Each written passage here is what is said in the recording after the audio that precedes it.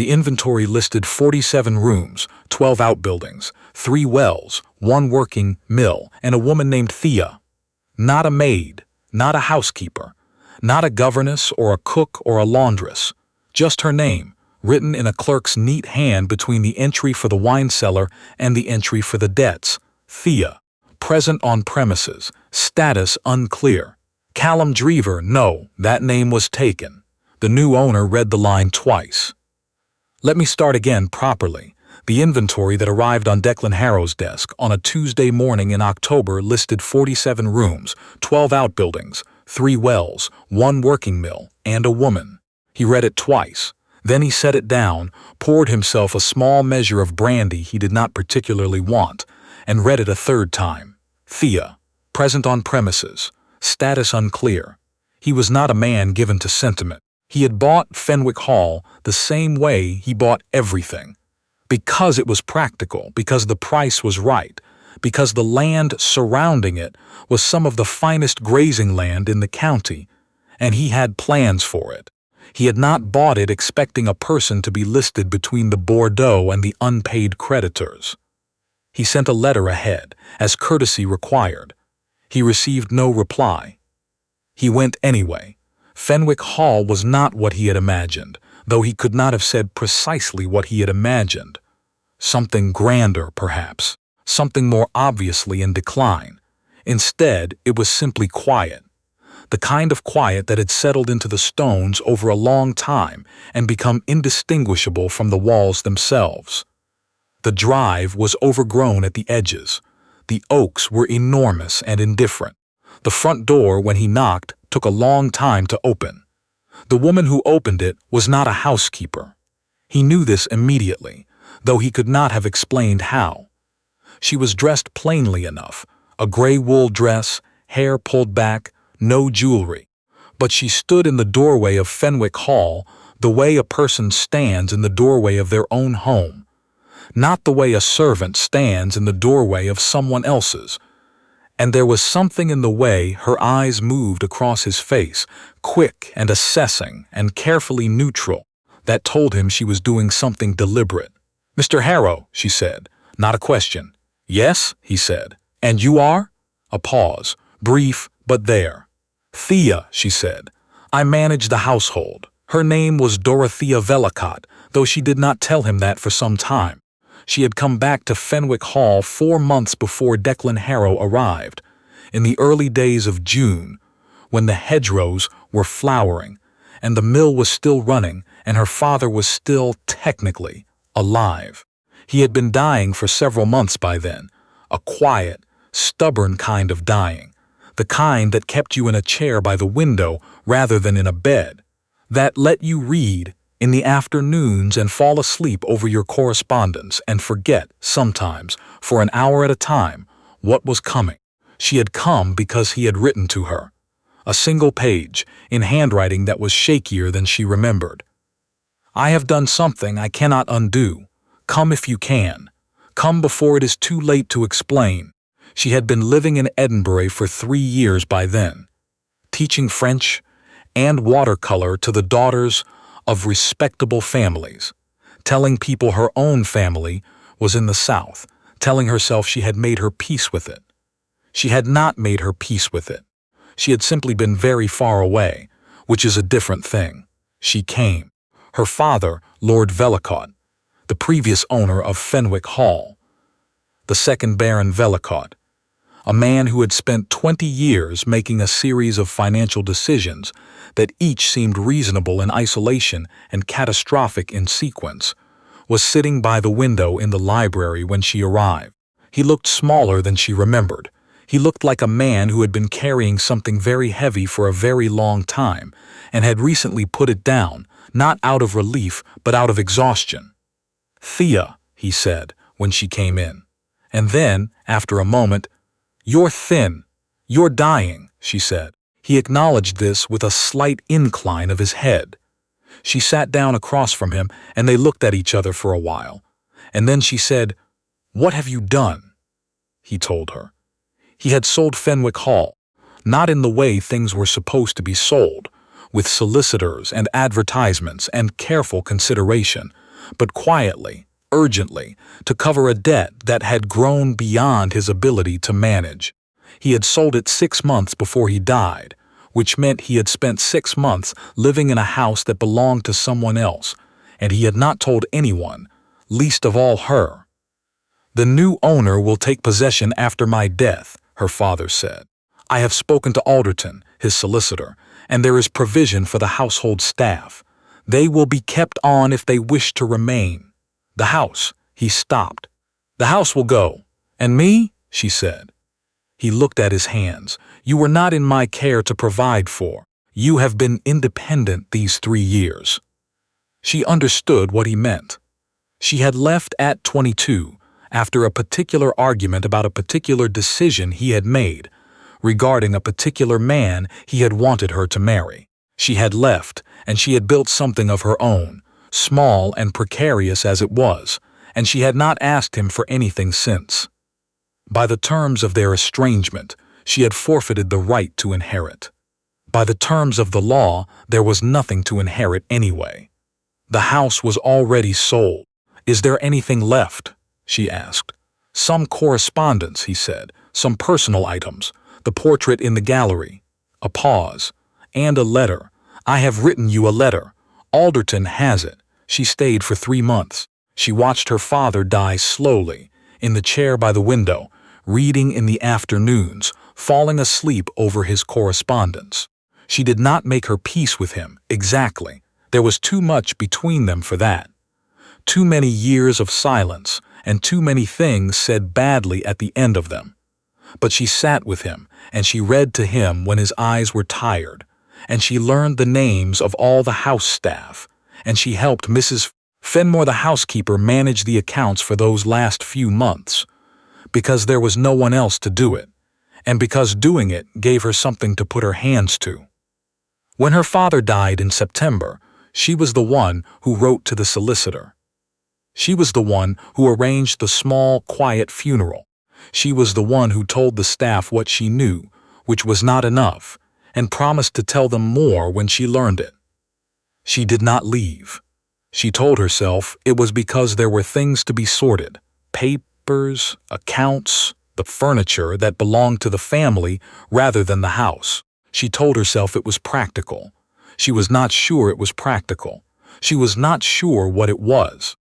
Only that Fenwick Hall was the house she had grown up in, and she was not yet ready to leave it to strangers.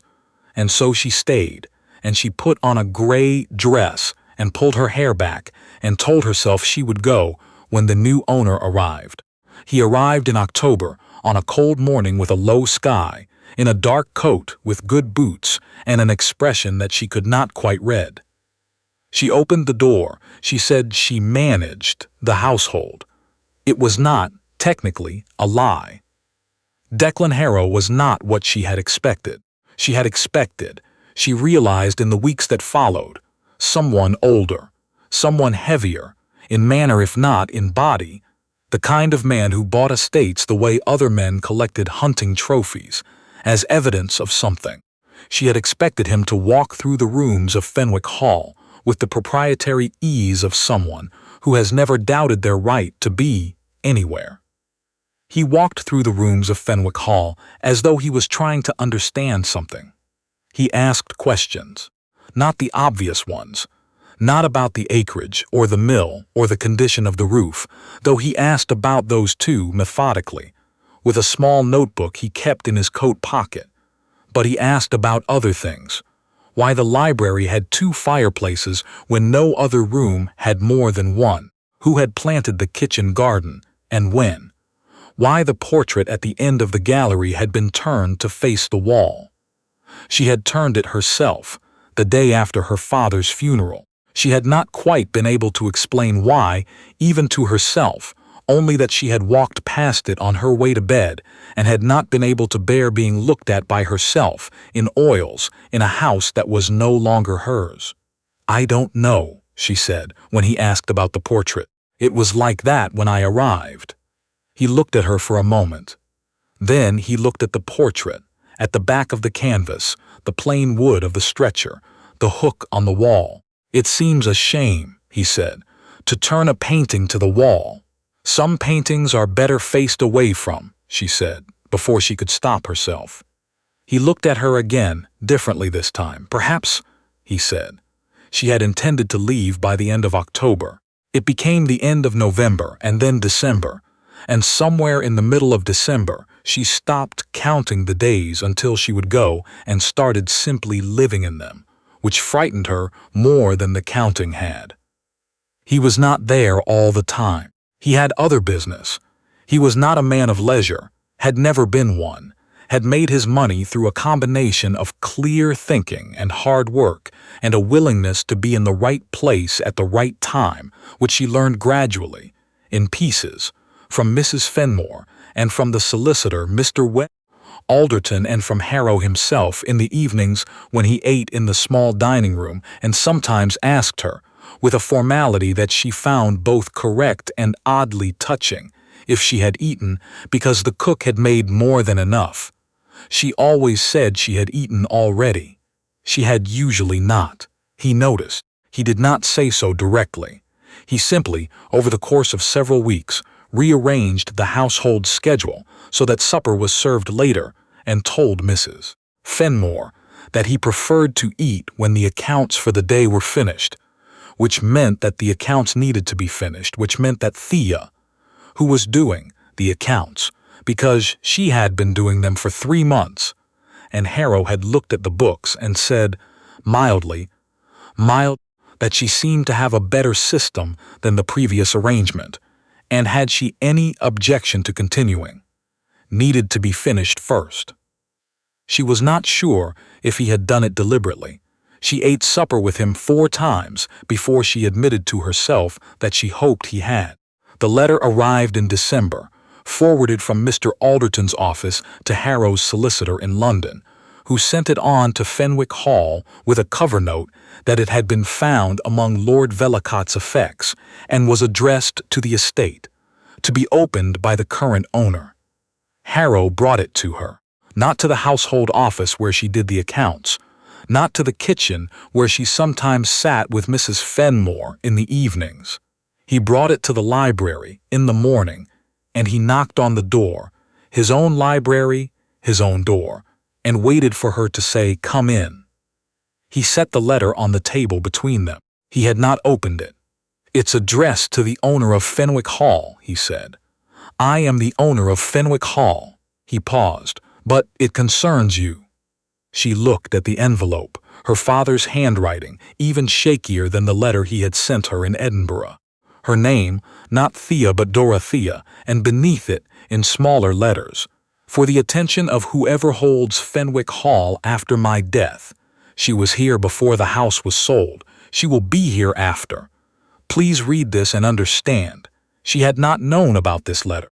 She had known about the one with Alderton, the one her father had mentioned before he died. She had not known about this one. Her hands, she noticed, were not quite steady. "Would you like me to leave?" Harrow said. "No," she said, and then, because it seemed to require more, "No, I think." She stopped. "I think you should probably stay." She opened the letter. It was 4 pages. Her father's handwriting, cramped and effortful, the words sometimes running together where his hand had tired. She read it once through without speaking, and then she set it down on the table and looked out the window at the November gray garden and the oaks standing bare and enormous against the sky. Her father had written about her mother, who had died when Thea was 7, and whom she remembered only in fragments. A particular scent. A voice reading stories, the feeling of being carried up the stairs to bed in the dark. He had written about the years after, about his grief and his poor decisions and his worse ones, about the debt that had accumulated so slowly and then all at once. He had written about the sale of the house and his regret and the fact that he had not, as a man of his era and station was not required to do, made any formal provision for a daughter who had left his household. And then he had written something else.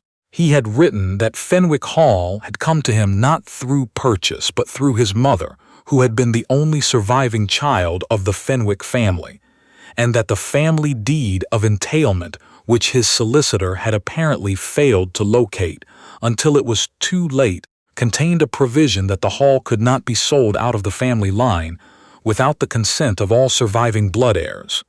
He had one surviving blood heir. Her. I do not know what this means in practice, her father had written. Alderton tells me the sale may still stand. I have not the strength to fight it, and I am not sure fighting would be right.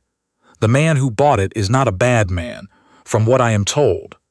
But I wanted you to know, Fenwick Hall was yours, in the way these things are measured. It was always meant to come to you. I sold it without your knowledge, and I could not die without telling you so. The painting at the end of the gallery, that is you, at 12. I had it done in secret because you would not sit still for portraits. Your mother always said you had her eyes. I think she was right. Forgive me if you can. If you cannot, I understand. She did not cry. She had done her crying in September, alone in the room that had been hers as a child, with the door closed and no one to see. There was nothing left for now except a kind of flat, wide stillness, like a field after snow.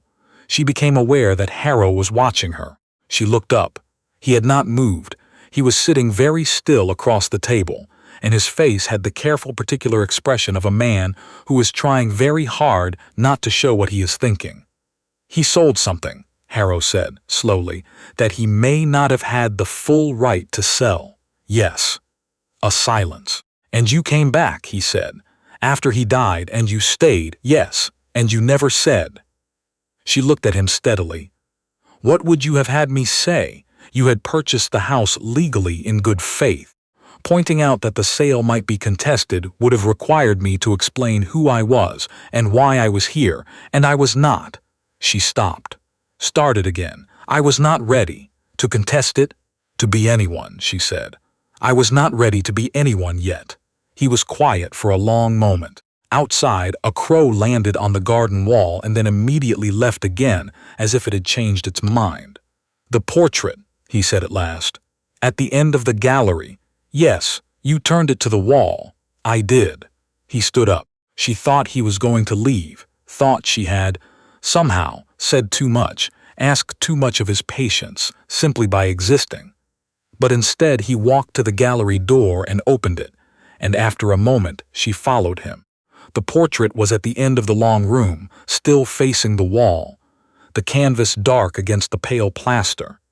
He reached up and turned it. She had not looked at it since her father had shown it to her, years ago, on her 16th birthday, laughing at her surprise.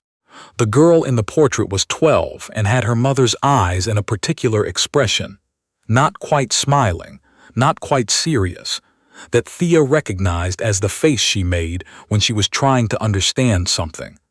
Harrow looked at the portrait for a long time. Then he looked at her. The eyes, he said, are the same. She did not say anything. Mrs. Fenmore, he said, has worked for this house for 23 years.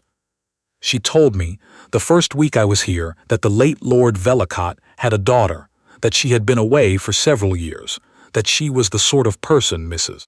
Fenmore said, who noticed things. He paused. I have been waiting for you to tell me. The stillness in her chest shifted into something else, something less flat, less wide, something that had edges and weight and was not entirely comfortable. You knew, she said. I suspected, he said, after the first week. The way you knew where everything was kept, the way you walked through the rooms.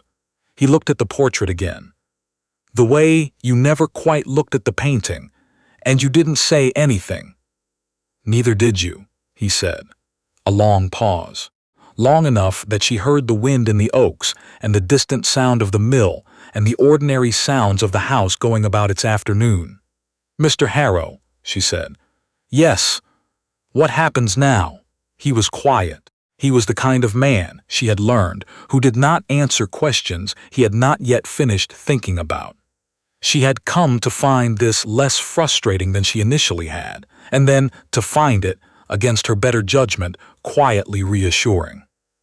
I have a solicitor, he said at last, and you have your father's letter, and there is, as I understand it, A deed of entailment that requires some examination. He looked at her directly. I will not pretend I have no interest in this house. I bought it, and I intend to keep it, and I have plans for the land that I think are good plans. Another pause. But I also will not pretend that your claim is nothing. It is not nothing. The sale may still stand, she said. My father's letter says as much. It may, he agreed.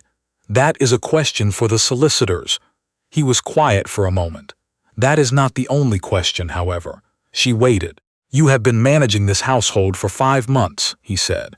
4 before I arrived, and 1 since. You know every room in this house. You know the names of the tenants on the North Farm and the miller's wife's sister who is ill. And you know that the east wing roof needs re-shingling before spring or the upper corridor will flood. And you know. He stopped. He was not, she realized, a man who gave speeches. This was a long one for him. You know this place, he said simply. I have been here 6 weeks. I know the books and the acreage and the mill accounts. You learn quickly, she said. You know it differently, he said. You know it the way a person knows a place they love. She looked at the portrait. The 12-year-old girl looked back with her mother's eyes and her particular, assessing expression. I didn't think I did, she said. Still, after everything, neither did I until I watched you in it. There was a man called Gresham. Thea had known this was coming. The way you know a storm is coming from the quality of the light, who arrived in January with a letter from a solicitor in London and a claim that the late Lord Vellacott had promised him, verbally and in correspondence, a right of first refusal on Fenwick Hall. He was her father's nephew by marriage. He was pleasant-faced and well-dressed, and absolutely certain that everything in the room belonged to him by rights. Harrow met him in the front drawing-room. Thea sat in the household office and listened to the raised voices, and then the lowered voices, and then the sound of the front door. Harrow came to the office after. He has letters, he said. Are they valid? His solicitor believes so. Mine is less convinced. He sat down across from her, not in the formal way he had in the early weeks, but easily, the way he sat in rooms he was accustomed to being in. He does not know about the entailment deed, or about you. You didn't tell him. It did not seem necessary to tell him everything at once. She looked at him. He'll find out. He will, Harrow agreed. When our solicitors have spoken to each other, and to the records office, and to whatever ancient document contains the entailment provision. He paused, at which point the question of your claim will be somewhat more urgent than it currently is. She had been thinking about this since December. She had thought about it in the practical way, the legal mechanisms, the likelihood of success, the cost and time of a challenge. And she had thought about it in the other way too, the way that kept her awake in the room that had been hers as a child. Looking at the ceiling, she had looked at all her childhood, wondering what she actually wanted. She wanted the house. That was the first thing she had admitted to herself, and then immediately tried to take back. She wanted the house, not in the way you want a possession, but in the way you want a thing that is part of how you understand yourself. The oaks on the drive, the 2 fireplaces in the library, the kitchen garden, the sound of the mill, the portrait at the end of the gallery, the smell of the place in the morning, coal smoke and cold stone, and the particular damp of old houses in January. But she had also, in December, sitting in the library while the fire burned down, thought about Harrow, about the way he asked questions, about the notebook in his coat pocket, about supper rearranged so that she would eat, about 6 weeks of not saying I know who you are while waiting for her to say it herself. Mr. Harrow, she said. Yes. Why did you wait when you suspected?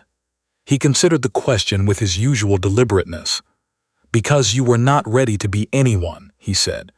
You told me so yourself, though you didn't know you were telling me. He looked at his hands, and because I thought, another pause, I thought that if I named you before you had named yourself, it would be the wrong kind of knowing. The office was very quiet. The mill was running. The wind was in the oaks. "That is a strange thing for a man to think," she said. "I am occasionally a strange man," he said, with the particular careful dryness she had come to recognize as his version of lightness. She looked at him for a long moment. Then she looked at the window, and the garden beyond it, and the oaks beyond that, enormous and bare and entirely indifferent. The way things that have stood for a very long time are indifferent to the small dramas that play out beneath them. "I should like to keep the house," she said, "or some part of it, some claim to it." "Yes," he said. "I thought you might, and you?" He met her eyes. "I should like to keep it as well. I have told you my plans for the land. I believe they are good plans." A pause. "I also believe they would benefit from the judgment of someone who knows the ground as well as the books." She understood what he was not quite saying. She understood it the way you understand something that has been present for a long time before you have the word for it. "That is a very practical approach," she said. "I am generally a practical man," he said. "Occasionally strange. Mostly practical." "And what," she said carefully, "would a practical arrangement look like?" He reached into his coat pocket and produced the small notebook. He set it on the table between them. It was full of notes in his neat, economical handwriting: acreage, mill accounts, tenant names, roofing estimates for the east wing. "I thought," he said, "we might begin with the solicitors, and then with the deed, and then—" He stopped. He was not, she knew by now, a man who said things before he was sure of them. "And then I thought, if you were willing, we might discuss what a more permanent arrangement might look like. For the house and for the rest of it."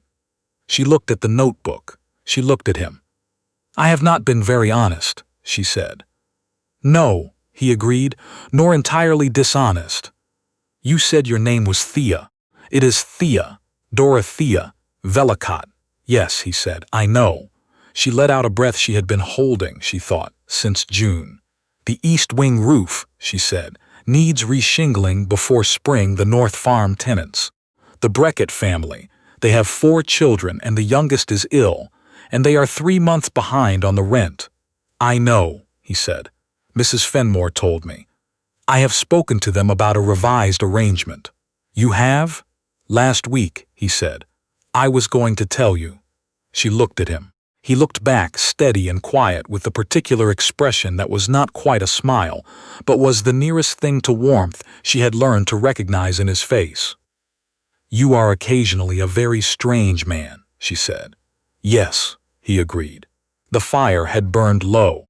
Outside, the oaks stood in the gray January light, enormous and patient, the way they had stood for 100 years before either of them had been born, and would stand for 100 years after. Thea, Dorothea Vellacott, the late Lord Vellacott's daughter, the girl in the portrait with her mother's eyes, set her hands flat on the table, on either side of the small notebook, and thought about what she wanted, and what was possible, and how rarely those two things were the same, and how, occasionally, against all reason, they turned out to be. "All right," she said. "All right," he said. The mill turned. The oak stood. In the gallery at the end of the house, the portrait faced the room, the way it had always been meant to.